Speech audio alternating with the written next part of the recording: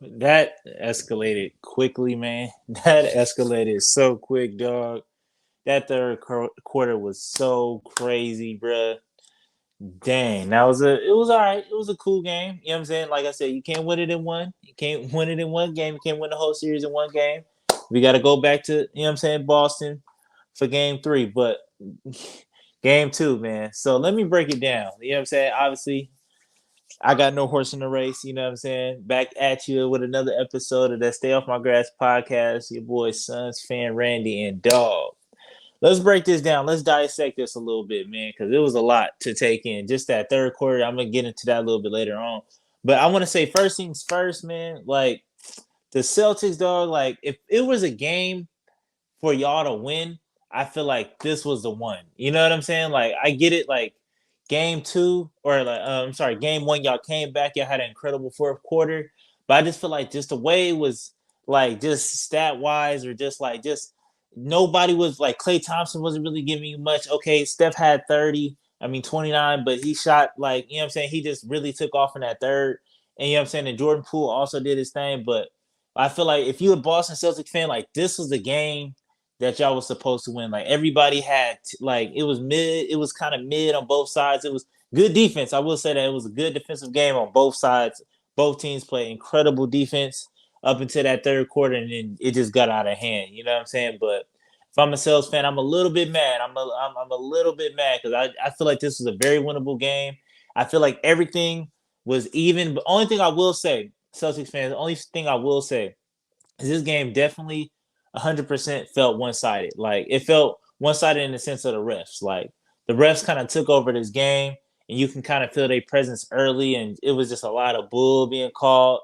I feel like Draymond Green also did do a good job of making his presence felt on both sides of the ball, offense and defensively today. But I will give y'all that. Like the refs definitely cooked y'all a little bit, just a little bit. I don't think it was enough for y'all not to overcome it, but the refs definitely did cook.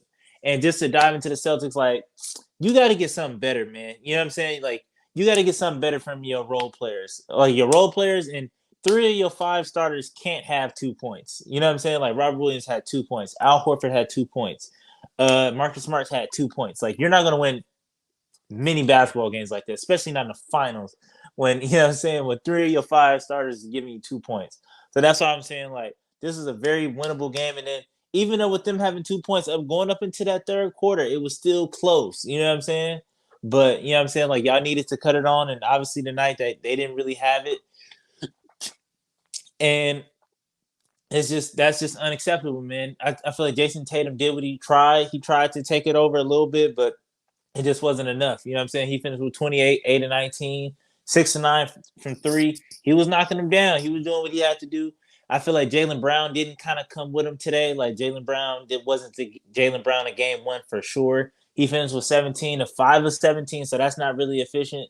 So it was just an overall, it was just, you know what I'm saying? It happens, man. It happens to the best of them. It happens to these kind of games, they happen. You know what I'm saying? I was even, one of the guys I like to watch on the Pels is Peyton Pritchard, and he was just out there just not giving nothing at all either. Like he played solid defense, but it was just nothing. And then on the bench, what happened to Derek White, man? What happened, man? Like you had that incredible first game.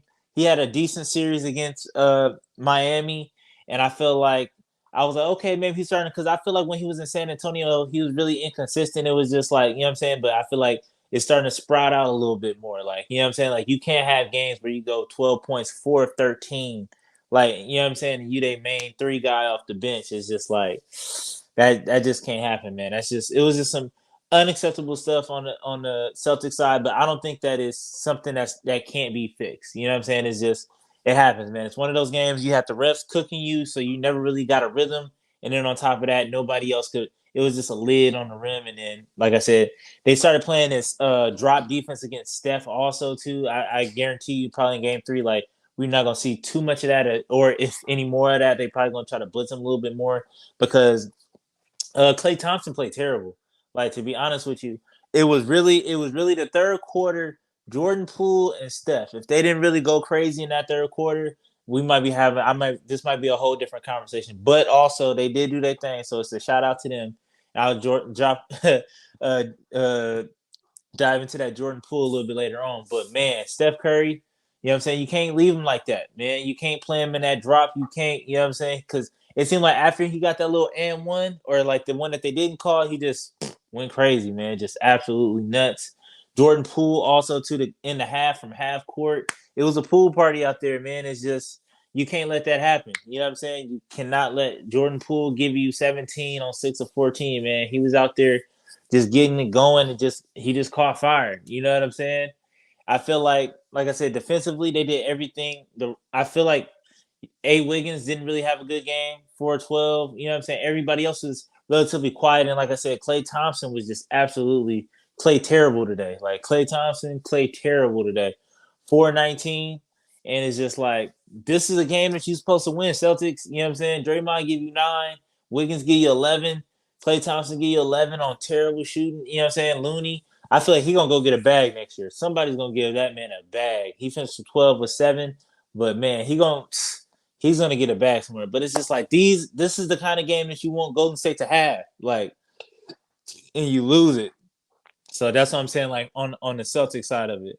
But like I said, man, this it's gonna be an interesting series, man. It's gonna be an interesting series. I don't know.